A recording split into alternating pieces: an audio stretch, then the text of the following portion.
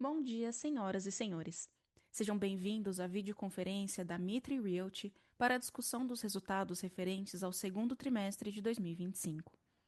Esta videoconferência está sendo gravada e o replay poderá ser acessado no site da companhia, ri.mitrerealty.com.br. A apresentação também estará disponível para download no site.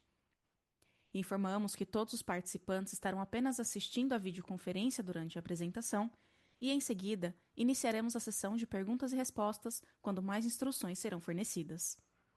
Antes de prosseguir, aproveito para reforçar que as declarações prospectivas têm como base as crenças e suposições da administração da Mitre e as informações atuais disponíveis para a companhia. Essas declarações podem envolver riscos e incertezas, tendo em vista que dizem respeito a eventos futuros e, portanto, dependem de circunstâncias que podem ou não ocorrer. Investidores, analistas e jornalistas devem levar em conta que eventos relacionados ao ambiente macroeconômico, ao segmento e a outros fatores podem fazer com que os resultados sejam materialmente diferentes daqueles expressados nas respectivas declarações prospectivas. Estão presentes nessa videoconferência o CEO, Fabrício Mitre, o CFO, Rodrigo Cagalli, e a diretora de Relações com Investidores, Thais Alonso. Gostaria agora de passar a palavra ao Sr. Fabrício Mitre, que dará início à apresentação. Por favor, Sr. Fabrício, pode prosseguir. Olá, bom dia a todos. Obrigado. A gente vai dar início aqui na nossa apresentação dos resultados do segundo tri. Bom, primeiro, acho que na parte de receita, a gente teve 257 milhões, a margem bruta de 32,5, ela né, já vem crescendo alguns trimestres, teve uma queda nesse trimestre de 1%, que a gente vai falar um pouco mais adiante. O lucro líquido de 10,4 milhões, em linha com o trimestre anterior. Acho que um ponto forte aqui da mensagem, acho que as despesas gerais e administrativas que a gente se comprometeu a cortar, a gente está conseguindo 26% em relação ao segundo trimestre do ano passado e 20% em relação ao primeiro tri acumulado. Vendas líquidas, como a gente divulgou na prévia, de 291 milhões e uma VSO de 15% e 44% nos últimos 12 meses, o que já é a maior VSO desde 2021. Em termos de lançamentos, foi um trimestre sem lançamentos. A gente agora está com o projeto de Moema na fase de pré-lançamento, é um projeto de 500 milhões de reais. A primeira fase já temos pré-reservas bastante substanciais e ainda deve ser lançado, ainda dentro desse trimestre, os 500 milhões de reais. Aqui, passando um overview dos projetos já lançados, né? Então, a gente resultaram nessa VSO que a gente apresentou há pouco.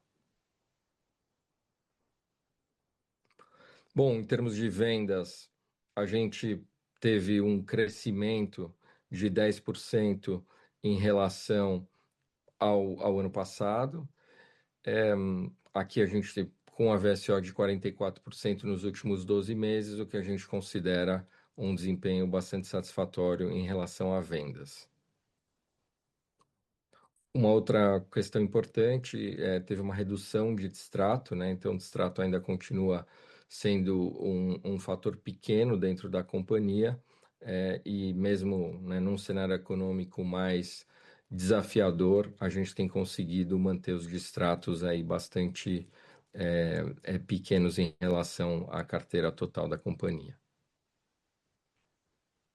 Aqui é aquele gráfico que a gente sempre mostra, né? A performance de vendas dos projetos em geral. Então, a gente observa que, né, esse é o formato que a gente quer ter, né? Então, conforme vamos entregando, o projeto está quase todo vendido. O ADOC é um projeto que a gente deve entregar agora no mês de setembro. Então, a gente está fazendo um decorado na torre e a gente tem notado que esse cliente de altíssima renda ele às vezes espera um pouco mais para comprar e, sobretudo, num final de obras que está. Então, a gente continua bastante confiante nesse produto e tem negociações bastante promissoras em andamento, que devem se consolidar aí até o final do ano. Bom, a gente vendeu, né, o primeiro projeto em Trancoso, então foi um resultado bastante interessante em relação a TIR e margem. A gente tem mais dois para lançar lá ainda, e acho que foi uma importante mensagem, uma importante performance, porque a gente conseguiu vender antes de entregar uma margem bastante interessante e a TIR, como eu falei, também.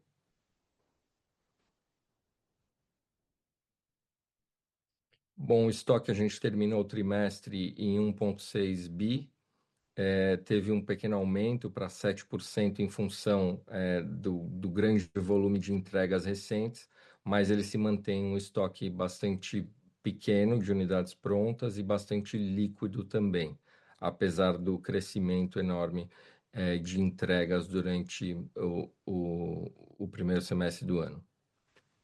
Eu deixo que eu queria fazer também um adendo aqui em relação à parte do estoque. Bom dia a todos. É, no estoque pronto, a gente tem uma concentração aí de um pouco mais de um terço de unidades compactas, basicamente das unidades mais compactas do hall do Micro Jardins, que a gente entregou agora aí entre o primeiro e o segundo trimestre. Foram unidades que, de fato, a empresa segurou para vender nessa etapa final. E a gente não está com pressa da venda. A gente entregou um produto de um padrão bastante elevado, uma região que está em valorização.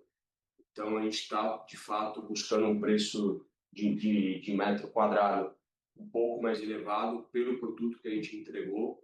Tem tido vendas, então a gente vai ver esse estoque diminuindo, né, ao longo do tempo, mas esse é um produto que a gente não está com pressa, tá, de vender, porque a gente acredita que, de fato, dá para ganhar preço lá e, consequentemente, ajudar em margem, etc.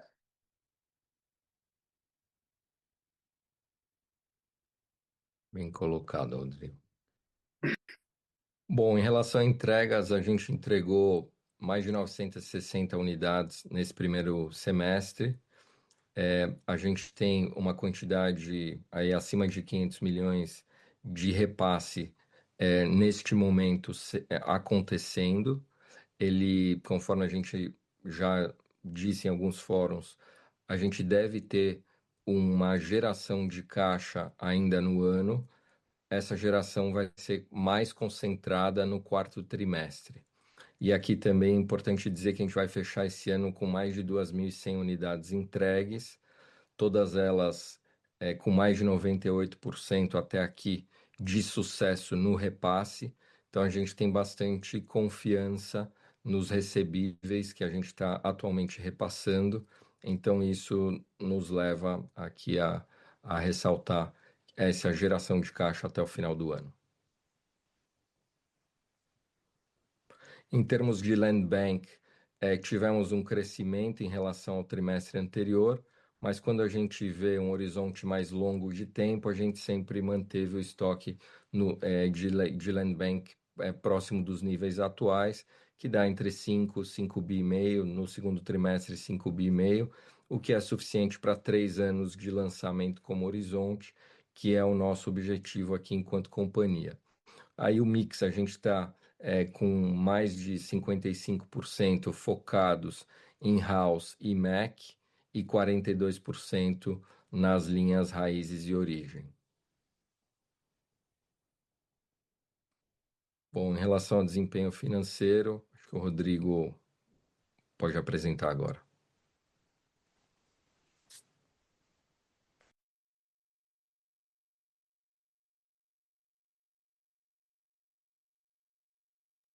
Desculpa, estava no mudo aqui, pessoal.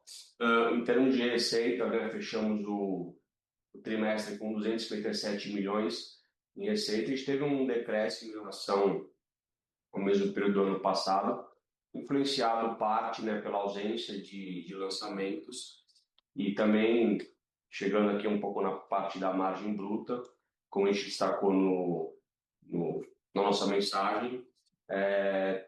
O mercado tem os seus desafios em relação à mão de obra mais especializada, que é muito empregada nessa parte final de obra. Então, a gente teve aí no segundo trimestre algumas entregas. tiveram uma postergação de 30 a 60 dias, foram relativamente pontuais, mas também acabam, obviamente, empurrando um pouco o POC e uma geração de custo adicional por conta disso. Então, esses fatores, esse mix de fatores e o mix de venda também, né, acabar impactando um pouco aí a parte da nossa receita líquida e, por consequência, a margem também, já adiantando o próximo slide. Por favor, Thaís.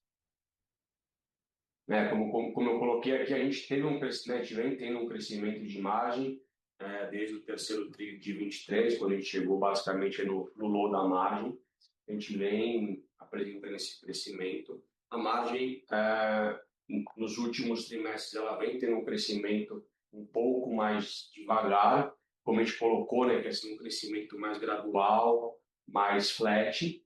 Nesse trimestre tivemos essa retração de 1%, por isso que eu acabei de explicar aqui, e a gente vai acompanhando. A gente tem mais ainda algumas entregas a serem realizadas nesse segundo semestre, a gente tem tomado aí algumas medidas, né, para mitigar esse efeito, mas em não se equalizando, etc., a gente pode eventualmente ainda apresentar algum tipo de oscilação, mas é algo que a gente está trabalhando fortemente aqui para conseguir equalizar esse desafio de mão de obra. Bom, a margem ajustada, né, quando a gente tira os efeitos aí da capitalização dos juros, 32,2, então ela também teve o mesmo impacto da margem normal, mas enfim, acho que é uma margem que já vem se sustentando acima de 30% desde o terceiro TRI de 24, então a gente já vem aí basicamente há um ano sustentando essa margem acima de 30%. O que corrobora, né, aquilo que a gente vem falando de tirar os projetos lançados em 20, 21, tiveram impactos ali de inflação, eventualmente alguns de 22, e essa safra melhor de 23, 24, a partir do momento que ela começa, as obras começam a andar, o POC começa a acontecer, essa margem de fato ela vem subindo, então já vem sustentando uma margem superior a 30% já basicamente um ano. Bom, despesas comerciais, esse trimestre, muito embora não tivemos lançamento, a gente teve um aumento, né, da despesa comercial nominal. Isso daí está atrelado basicamente já à preparação do stand, do projeto agora do House Moema, que o Fabrício comentou, que a gente vai lançar nesse terceiro trimestre. Então, né, o stand, a preparação de terreno, etc., já começou no segundo TRI. Também tivemos no primeiro TRI o lançamento do House Meter Station, que foi um projeto lançado no final do primeiro TRI, então também tem um impacto aí em despesa comercial proveniente desse lançamento. Eu acho que desse slide de destaque, como o Fabrício também comentou, são as despesas gerais administrativas.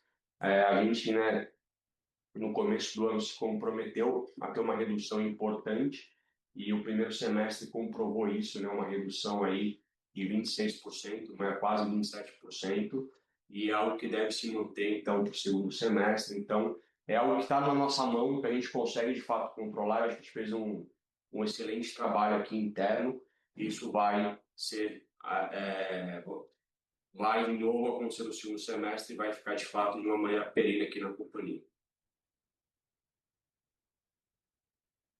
Outra despesa e resultado financeiro, né? A gente teve um acréscimo aí de um pouquinho nas outras despesas, impactada aí principalmente por uma questão de IPTU das unidades entregues, que a prefeitura depois ela tem uma cobrança retroativa, então a gente entregou muita unidade e vê essa cobrança retroativa em relação a isso, por isso teve esse acréscimo. Esse resultado financeiro, a gente fechou aí com 3.300 no segundo TRI aqui desse ano.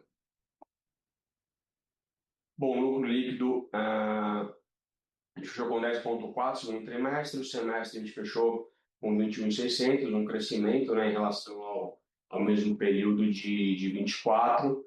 A gente espera que, obviamente, com o andamento das obras, né, a gente conseguindo equalizar um pouco esse desafio de mão de obra, etc., a gente tem aí aumentos gradativos ao longo dos próximos trimestres, né, em relação ao nosso lucro. Bom, dividendos, aqui mantendo a estratégia da companhia, a gente anuncia novamente uma distribuição de 12 milhões para o quarto trimestre. Com isso, a gente fecha o ano em 54, um dividend yield de 12 meses de quase 20%, enfim. Então, acho que a gente entende que é uma estratégia assertiva, tem remunerado muito bem nossos acionistas, e aqui fazendo, aqui, né, reiterando que as distribuições já anunciadas para o segundo semestre não impactarão a redução da nossa alavancagem. Então, de fato, isso já está na nossa conta, e como o Fabrício bem colocou no início, a gente vai reduzir a nossa alavancagem agora no segundo semestre, mais concentrado no quarto tri, mesmo com essas distribuições já anunciadas. Resultado a apropriar, a gente tem aí 318 milhões, uma margem REF de 39. A gente vê que isso daí corrobora aquele gráfico da margem ajustada, né? Quando você vê já há mais de um ano a margem sendo sustentada acima de 30%. E aí, conforme, acho que ao longo dos próximos trimestres, a gente deve ver, enfim, algo um pouco mais gradativo, mas de maneira bem gradativa e, obviamente, pontualmente, podendo ser impactado por esses desafios que eu acabei de colocar agora há pouco. Bom, recebíveis, é isso que nos dá tranquilidade, né? Acho que na redução da nossa alavancagem, a gente tem uma carteira bastante robusta, a LTV continua bastante saudável, distrato caindo, inadimplência também super controlada, muito próxima de zero. Então é isso que nos dá a garantia, a certeza da geração de caixa. Parte do que a gente já entregou de empreendimento, a gente já aprovou os clientes, então a gente consegue falar com uma certa segurança da geração de caixa, porque de fato os clientes já estão com o crédito aprovado, e aí fica naquela fase de emissão de matrícula, etc. Mas é uma carteira bastante robusta, com bastante qualidade. O endividamento fechou aí o TRI com 46,2, um ligeiro aumento em relação ao primeiro TRI, mas como eu coloquei, tem uma geração de caixa já contratada para esse segundo semestre, e então vocês verão de fato no segundo semestre uma geração de caixa. Bom, é isso. Eu acho que agora a gente abre aqui para perguntas e respostas. Obrigada. Iniciaremos agora a sessão de perguntas e respostas. Caso queira fazer alguma pergunta, por favor, clique em levantar a mão. Se a sua pergunta for respondida, você pode sair da fila clicando em abaixar a mão. A primeira pergunta vem de Herman Lee, do Bradesco BBI.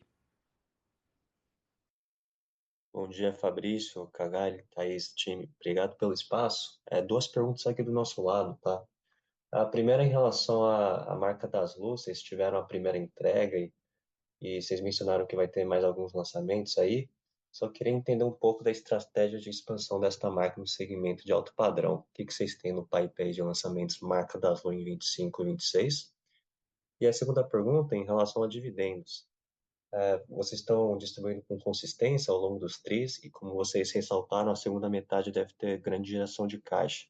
Então, queria entender um pouco a cabeça de vocês em relação a se vocês consideram acelerar o pagamento de dividendos, ou isso deve ser mais focado em, por exemplo, aquisição de terreno ou diminuição de alavancagem. Obrigado. Obrigado, Erma. Olha, primeiro sobre os dividendos, né? Então, a gente não deve ver uma distribuição diferente do que a gente já anunciou, então não teria nenhuma outra distribuição extraordinária. A gente vem mantendo uma certa regularidade, em termos da distribuição, e a gente, como companhia, já disse aqui que a gente entende que numa recorrência entre 35% a 40% de endividamento sobre PL é o que a gente entende como operacionalmente saudável para a companhia, dentro do contexto de gerar valor para o acionista, mas sim ter uma recorrência em termos de distribuição de dividendo, mas ao mesmo tempo não sobrecarregando a alavancagem da companhia por causa disso. Como o Rodrigo bem colocou, a gente teve um pouco de atraso nessas últimas entregas, principalmente por essa mão de obra de final de período, então acabou, né, aí em torno de 60 dias jogando para frente. Mas dado que a gente tem bastante confiança na carteira, a gente continua acima de 98% de repasse e todos os empreendimentos bem vendidos, então a gente consegue manter o nível atual de dividendo com o compromisso de, no final do ano, a gente fechar aí um número mais próximo do que foi ao final do ano passado. Em relação à Daslu, primeiro, a gente tem, né, o Daslu Residences São Paulo, que é um projeto grande, ainda nos Jardins, que a gente deve começar a obra agora em setembro. A gente entende que, do ponto de vista de marca, acho que a Daslu realmente ela é muito forte, ela traz um recall nos clientes. Eu acho que a gente, do ponto de vista de produto, a gente conseguiu trazer toda essa sofisticação e o que a marca gostaria, né, de representar nesse nosso relançamento dela. E a gente vem aí conversando com outras incorporadoras também, eventualmente de licenciar essa marca, né, assinar empreendimentos. O nosso, a gente deve ter mais um projeto no final de 26 em São Paulo, para anunciar com a marca Daslu. E além disso, a gente tem aí o intuito, né, de licenciar a marca para outros mercados também, cobrando royalties por isso, algo que incrementa o retorno da companhia sem comprometer a alocação de caixa. Então, isso está assim razoavelmente avançado. A gente já deve começar uma parceria disso ao final de setembro, começo de outubro, que a gente vai anunciar para o mercado. Então, a gente vê um potencial muito grande dessa marca. A questão do clube de membros também, a gente espera aí até o final do ano já ter um número expressivo de associados pagando uma mensalidade e fazendo parte de um cronograma de experiências e eventos. E também o que a gente tem observado, sobretudo nesses projetos dos Jardins, não restritos só ao Daslu, mas a gente tem tido bastante gente de fora de São Paulo, do Brasil todo, que acaba, né, conhecendo a Daslu e a Mitre, também por conta da aquisição que a gente fez, e a gente consegue oferecer um portfólio de produto nos Jardins em diferentes estágios e diferentes tamanhos. Então, acho que isso está ajudando bastante a gente a trazer bolsos, né, de N setores da economia do Brasil para continuar um ritmo de vendas aí importante dos nossos produtos de altíssima renda. Em Trancoso, a gente teve a primeira incursão, né, que foi esse primeiro projeto, ele está vendido, teve uma margem bastante interessante, uma TIR também. A gente tem mais duas residências para lançar lá. É um projeto icônico, então acho que também traz esse flagship, né, para a marca Daslu como algo irreplicável e que faz projetos realmente diferenciados. Então aqui, além do resultado econômico, obviamente tinha muito por trás dessa questão da marca, né, já ter uma entrega, uma coisa rápida, em relativo curto prazo e que traduza, né, um conceito de arquitetura, sofisticação e que a gente, né, vem trazendo aí para os outros imóveis aqui também em São Paulo. Então, não sei se eu respondi as duas perguntas, Zé. Bastante claro. Obrigado e bom dia, Fabrício. Obrigado, igualmente. A próxima pergunta vem de Mariângela de Castro, do Itaú BBA. Bom dia, pessoal. Obrigada pela apresentação. Queria explorar com vocês como é que vocês têm sentido o mercado na cidade de São Paulo. A gente viu um crescimento nos estoques com os dados do Secov e alguns clientes estão um pouco mais preocupados em relação a isso. Então, queria entender qual é a visão da companhia para os próximos meses. Tá. Bom, o estoque em São Paulo, ele tem se mantido, né, abaixo de 9, 10 meses de venda por alguns trimestres, né? Então, muito embora os juros, né, e todo esse conceito macroeconômico, a gente francamente esperava um mercado menos firme em termos de venda, mas isso vem se confirmando, não só a gente, obviamente, as empresas que estão atuando em São Paulo em geral, Porém, de fato, esses juros a 15%, toda essa incerteza política e econômica, isso acaba afetando um pouco essa velocidade de vendas. Então, acho que cada vez mais buscar produtos realmente diferenciados, né, onde o cliente ou ele compra naquele momento ou ele não vai ter, né, a oportunidade de comprar depois. Eu acho que o mercado tem comprovado, né, ao longo do tempo que uma boa qualidade ela realmente é decisiva, e quando você aposta em produto realmente diferenciado, o cliente paga um pouco a mais por isso ou tem uma velocidade um pouco maior. Mas a gente tem sido também bastante cauteloso, monitorar conforme, né, a gente vai lançando o desempenho de vendas. O último projeto que a gente lançou, que foi no Brooklyn, a gente já atingiu praticamente 70% de venda, e esse projeto foi lançado, não tem 120 dias ainda, a gente inclusive vai antecipar as obras. Então eu diria que é uma variável extremamente importante. A gente não precisa lançar com pressa, a gente vai lançando um projeto, vendeu bem, a gente vai lançar o outro.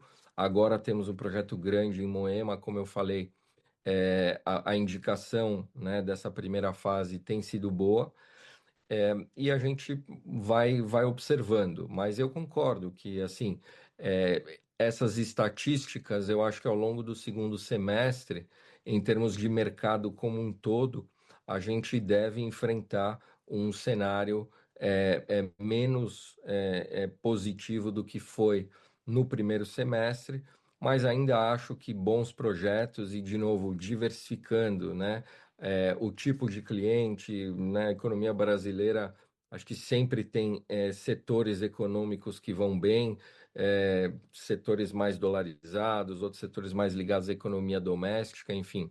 Então, a gente tem também procurado diversificar a nossa base de clientes e, com isso, manter um ritmo bastante satisfatório de vendas. Então, acho que é observar muito. De novo, nós estamos com uma VSO de 44% em relação nos últimos 12 meses, então a gente está bem de vendas, mas a gente está com um olhar crítico aí muito forte e bastante cauteloso. Vamos lançando de acordo com o ritmo de absorção, a gente lança os próximos projetos e assim por diante. Respondido, Maria?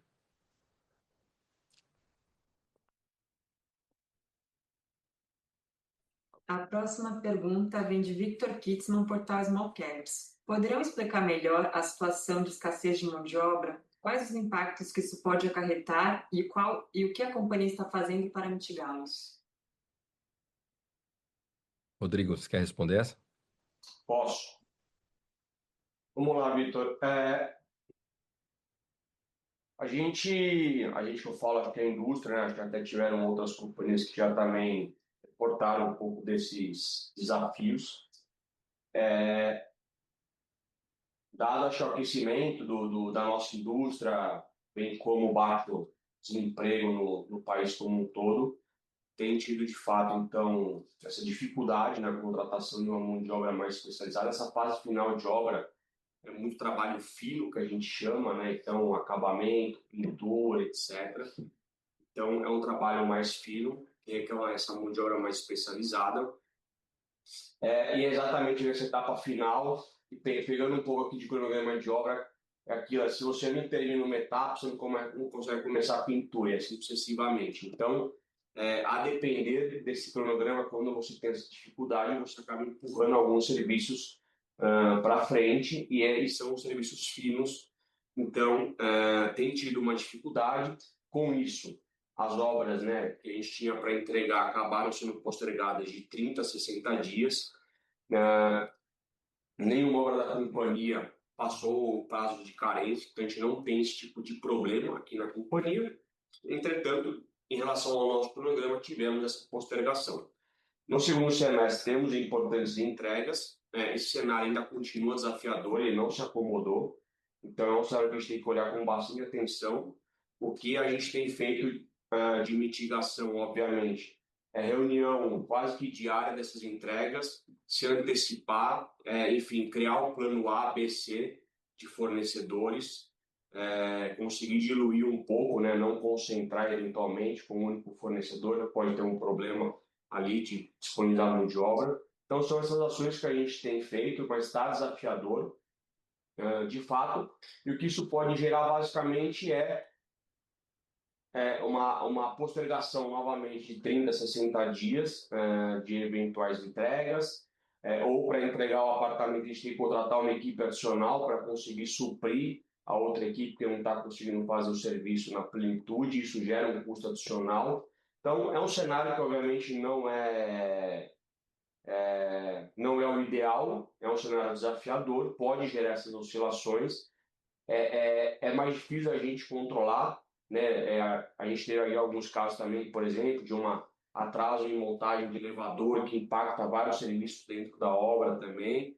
Então, é um cenário um pouco mais desafiador, mas, enfim, a gente tem feito bastante reunião aqui com o time de engenharia, com os fornecedores, para tentar controlar essa situação nesse momento um pouco mais difícil.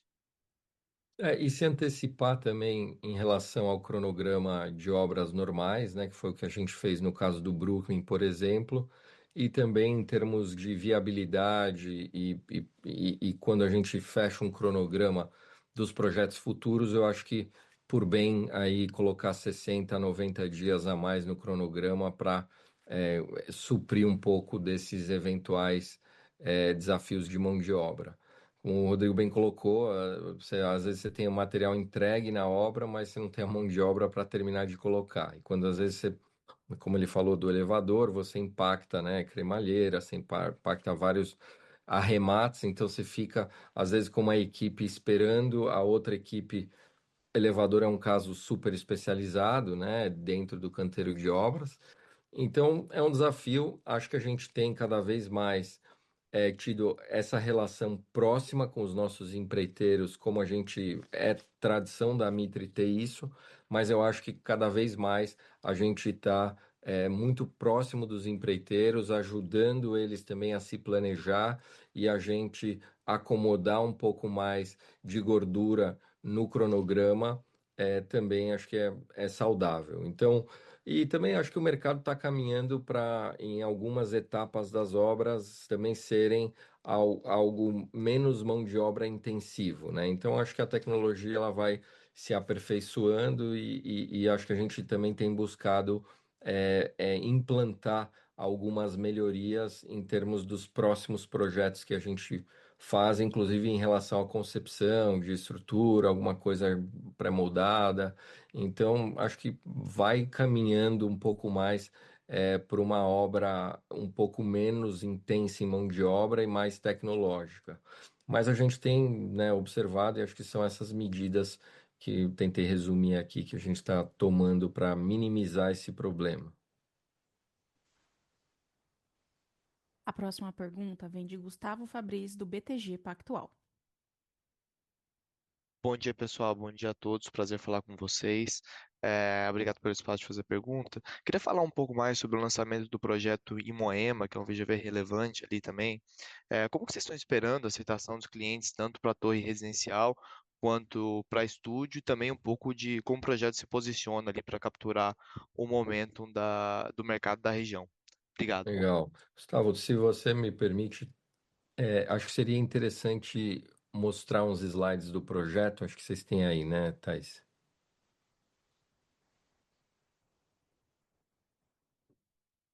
Então, esse é um resumo, né, aqui bastante abrangente aí né, de ambientes, mas que traduzem o estilo arquitetônico. Então, de novo, né, a aposta em produtos diferenciados, quando você olha isso, e convido todos vocês a visitarem, o terreno fica na Maracatins com a Imarés, a gente abriu recentemente, e assim, né, você já vê aqui que é um projeto bastante diferenciado. A gente trouxe, né, referências arquitetônicas aí bastante diferentes e também quadra de tênis, esse tipo de coisa ajuda bastante a gente a se diferenciar da concorrência. Então, acho que cada vez mais a estratégia de produto, algo que tenho mergulhado bastante aí com o nosso time interno, para conseguir se diferenciar e trazer produtos bastante inovadores e, de novo, né, algo irreplicável e que o cliente acaba né, entendendo que é melhor fazer a aquisição agora do que esperar mais, apesar dos problemas macroeconômicos, né? Então, aqui a gente, a primeira torre, que é a torre de estúdios, a gente está aí com bastante movimento, né, no pré-lançamento, e as residenciais também, tá? Aqui a gente tem 114 e 141 metros, então também não é uma metragem tão trivial ali na região, e a gente tem visto que, assim, tem um interesse importante. Acho que Moema é um bairro bastante desejado. É um projeto grande, é um projeto de 500 milhões, então ele tem, né, um terreno grande, como, né, você viu aí, quadra de tênis, etc. Então isso também ajuda a gente a se diferenciar da concorrência. Então a gente busca, e aí até pegando um gancho na pergunta inicial, a gente muitas vezes, né, a estatística de mercado, ela vai dizer, olha, o estoque subiu, ou o estoque, né, a estatística geral qual que é aqui em São Paulo. Porém, quando a gente olha, às vezes, subtipologias, né, então, por exemplo, a gente identificou que os 114 metros, um produto de 3 suítes, um programa de planta bastante satisfatório para qualquer família, e você não vê muito aqui na nossa concorrência esse tipo de metragem. Então, o tempo todo a gente, né, tenta, obviamente, aprender, né, e medir o tempo todo a performance da concorrência, aperfeiçoar os nossos produtos, mas a gente tenta estar num tipo de metragem, um tipo de produto diferente da concorrência, justamente para a gente conseguir manter os níveis de VSO que a gente vem apresentando. Então, acho que a perspectiva é boa, apesar, né, de toda essa confusão aí política e econômica. A gente tem visto bastante interesse, e também quando você vê, né, assim, o cliente já percebeu que o preço não cai, né? Acho que a gente, né, mesmo aqui em São Paulo, bastante de forma expressiva, você vê que os preços não estão caindo, estão subindo na margem, apesar, né, de juros de 15%. A gente vê, ontem foi um dia, né, bastante representativo disso. Acho que ninguém espera que esses juros de 15% dure muito tempo, e obviamente um cliente desse qualificado tem, né, recurso. Você vê o nosso LTV ali de 39%. Então, eu acho que, né, apesar da conjuntura, ninguém espera que esse juro se mantenha muito em 15%, e ao mesmo tempo, acho que tentando aí se diferenciar um pouco dessa estratégia, né, de tentar sair da concorrência. E a gente vê que os clientes, de novo, quando você tem um tipo de produto desse, eles acabam pagando e preferindo, né? Então a gente tem apostado nisso. Acho que esse projeto é um projeto com muitos diferenciais, e até aqui eu diria que a pré-vendas tem sido animadora. Muito obrigado. A próxima pergunta vem de Marcelo Moreno, acionista. Poderiam explicar a dinâmica de geração de caixa e redução de alavancagem para o segundo semestre? E quanto aos atrasos, quais os impactos dele na margem bruta e se eles estão dentro dos 6 meses? Se a gente também espera que eles continuem afetando as próximas entregas. Tá. Rodrigo, você quer? Fácil. A dinâmica do caixa, né, que a gente colocou, a geração de caixa, ela está pautada muito nos repasses das obras recém-entregues, então, e das obras que serão entregues, obviamente, também, mas as obras que serão entregues mais nesse terceiro tri, tá? Então, é uma geração de caixa bastante firme. Como eu coloquei, grande parte dos clientes já estão aprovados com seus créditos imobiliários, então não existe um risco de crédito para os nossos clientes, porque boa parte já tem crédito aprovado.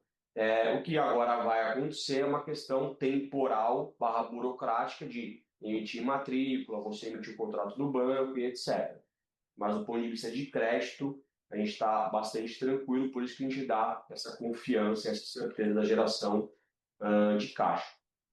Em relação a eventuais impactos dos atrasos na margem, etc., é difícil falar no número, porque depende muito se acontecer, em que magnitude, etc.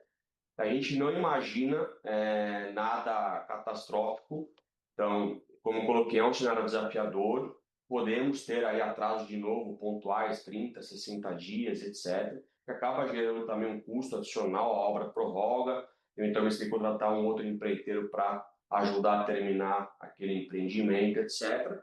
Mas a gente tem feito aqui, como eu e o Fabrício colocamos, né, bastante próximo dos nossos empreiteiros para mitigar tudo isso e evitar, obviamente, esses atrasos, bem como um custo adicional. Então, é difícil a gente precificar, mas é um mercado desafiador, acho que é importante de ser dito. Tem esse desafio na mesa, acho que não é só para a Mitra, é para a indústria como um todo. Para os futuros empreendimentos, a gente, né, tem adotado essa postura de colocar em 60, 90 dias a mais de prazo para ter essa gordura, mas para os empreendimentos que estão sendo entregues nesse momento, de fato, teremos que lidar com essa situação. Enfim, então é difícil prever, esperamos que não aconteça, mas, enfim, podemos ter algum tipo de oscilação.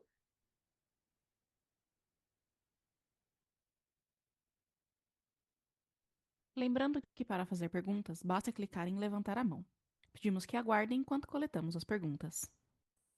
Próxima pergunta.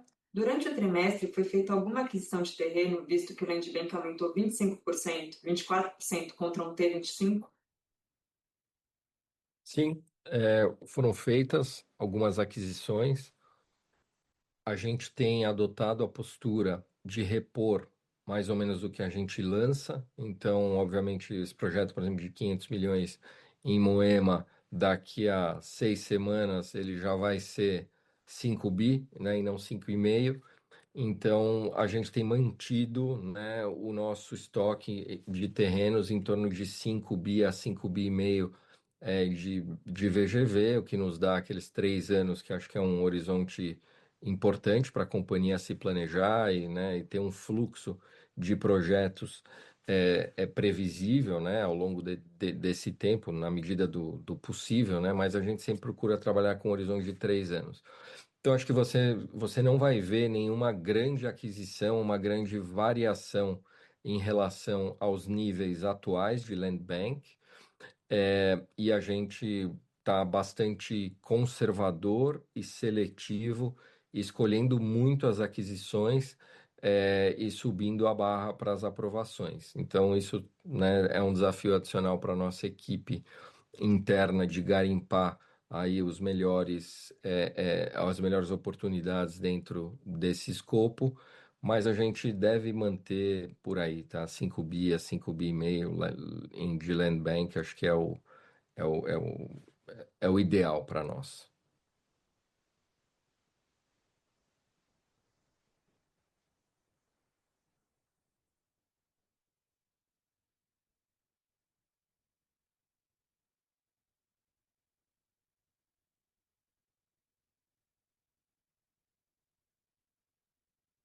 Mais uma vez, para fazer perguntas, basta clicar em levantar a mão. Pedimos que aguardem enquanto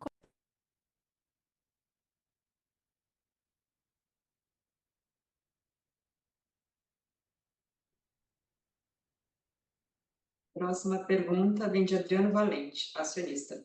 Bom dia. A falta de lançamentos parece ser resultado da ausência de geração de caixa da empresa. Isso significa que a empresa precisa de dinheiro novo para fechar a operação? E, sobretudo, aumento de endividamento. Gostaria de saber se esse aumento é referente à dívida corporativa ou financiamento de produção. Tá. Então, primeira pergunta, né? Não, a postergação do lançamento não é em função de caixa.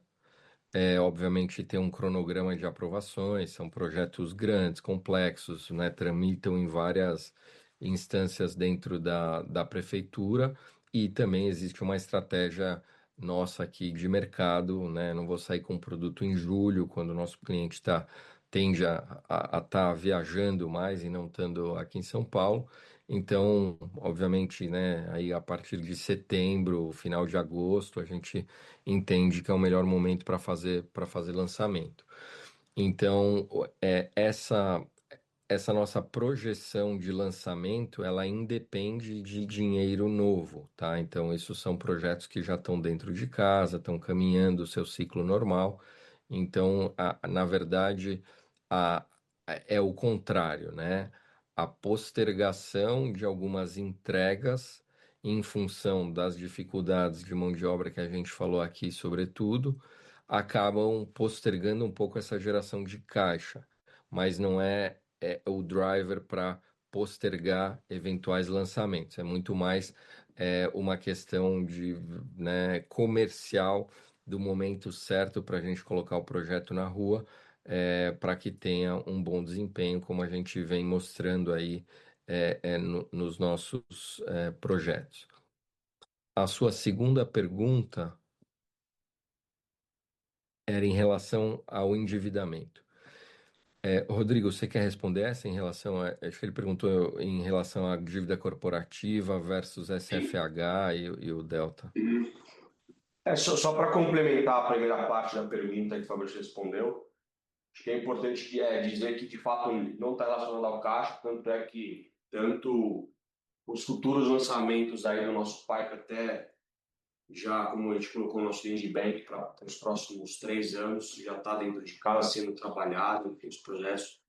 Então, não tem qualquer tipo de relação. Tanto é que a gente antecipou a despesa comercial do Moema, por exemplo, para fazer o stand, para conseguir lançar, porque de fato lançar ele em junho é um público de uma renda relativamente alta, que costuma viajar em julho. Então, até estrategicamente, a gente empurra ele para agosto, para fugir do período de férias. Tá?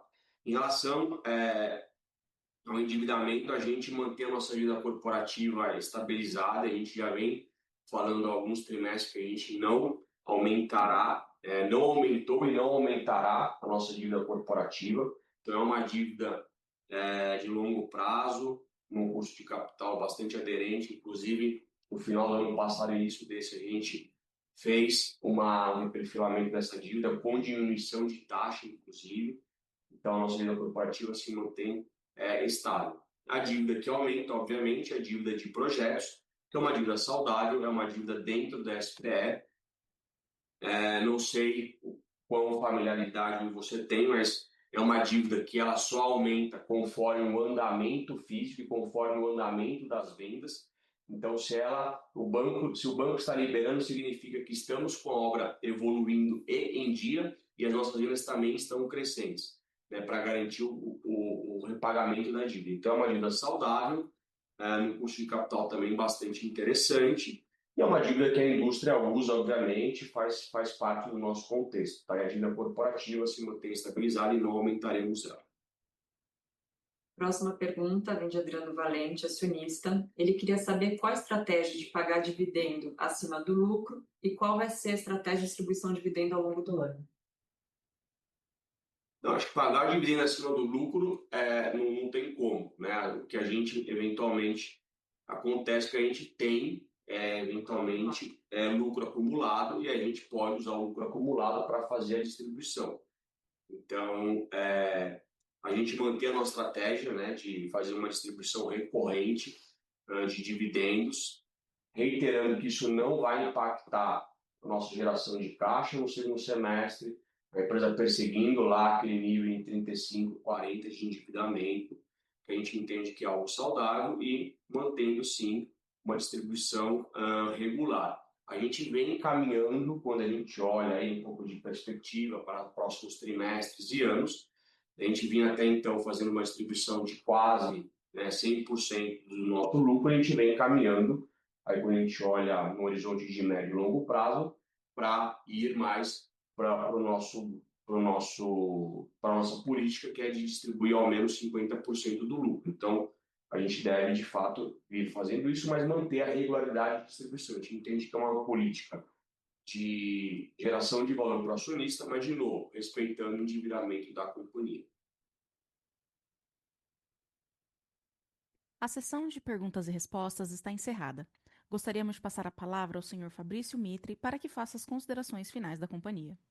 Tá. Só para responder melhor a última pergunta do Adriano, a gente também busca uma normalidade, né, na distribuição de dividendo, para ela não ter grandes flutuações, sobretudo porque a gente paga dividendo mensal. Então, muito embora, né, o dividendo de 12 versus o lucro líquido de 10.400 ele seja marginalmente maior, mas é para a gente manter, né, uma certa previsibilidade para os nossos acionistas em relação à política de dividendos e a gente, de novo, tem confiança, né, na geração de lucro nos próximos trimestres e caixa, então a gente entende, né, que podemos manter essa normalização de distribuição em linha com o que vem sendo praticado, tá?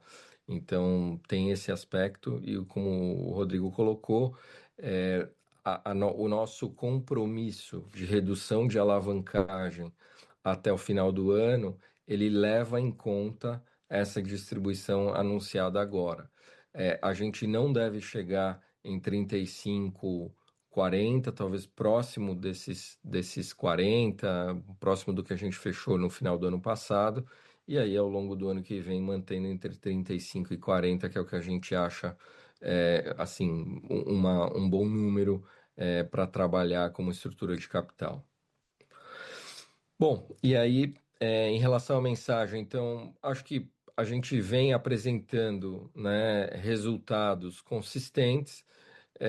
Acho que, né, as vendas têm sido bastante resilientes. Quando a gente olha os últimos 12 meses, 44% de VSO é um número que a gente considera importante. Também temos a redução de custo, né, de G&A. Isso é algo recorrente, né? Então a gente está no primeiro semestre 20% abaixo do ano passado e a gente nominal, né? Então e a gente deve fechar o ano com uma significativa redução em relação ao ano passado e isso é algo que fica, ele é perene dentro da companhia e é uma variável que a gente consegue controlar muito bem, né, determinada por nós. Então, aqui o que for possível em termos de eficiência, a gente está buscando extrair cada vez mais e uma otimização da estrutura de custo da companhia. Acho que a mensagem que fica também é uma mensagem de desafios em relação a essa questão de mão de obra, sobretudo, né, nessas fases finais das entregas. Isso pode impactar os próximos projetos, como o Rodrigo falou aí, entre 60 e 90 dias, a gente já tem, né, internamente trabalhado com esse cenário e estamos agindo aí bastante, né, proativamente e próximo, né, dos empreiteiros e da nossa mão de obra para tentar minimizar esses potenciais oscilações em relação a esse ponto especificamente. De novo, acho que a gente tem aí um projeto bastante especial agora em Moema, que traduz bastante do que a Mitre se propõe a fazer, né? Que são projetos realmente atemporais e projetos que a gente procura sair um pouco, né, do tradicional do mercado e ser a primeira escolha dos nossos clientes, né? Então, esse é um objetivo que a gente continua perseguindo. A gente tem mostrado a capacidade de fazer isso. Também acho que é um ano, né, importante de mais de 2.100 unidades de entrega. No primeiro semestre, já 967 unidades entregues. A gente vem mantendo, do ponto de vista de qualidade, também um repasse na primeira vistoria acima de 96%. Satisfação de cliente também aí entre os maiores, os dois maiores do setor, para ser mais específico, em nível de Reclame Aqui, etc. Então, acho que a gente tem, né, mostrado a capacidade operacional em maior escala da companhia, e isso a gente entende que é uma, né, uma característica importante aí que a gente vai tentar obviamente, sempre aperfeiçoar e a nossa eficiência aqui ao limite do que a gente entende possível. Então, estamos trabalhando sempre, vamos, né, o tempo todo aí tentar melhorar, tomar essas precauções para minimizar os impactos em relação a essas variáveis um pouco mais conturbadas nesse momento. E acho que cada vez mais aí produto e, né, cliente satisfeito e um time de vendas competentes, o nosso time interno também, acho que é o que faz a diferença, né? Então, com isso, encerro. Agradeço a todos pela participação e a gente continua disponível em todos os canais aí de relações com investidores e, enfim, é uma satisfação aqui falar com vocês. Obrigado. A videoconferência da Mitra está encerrada. Agradecemos a participação de todos e tenham um bom dia.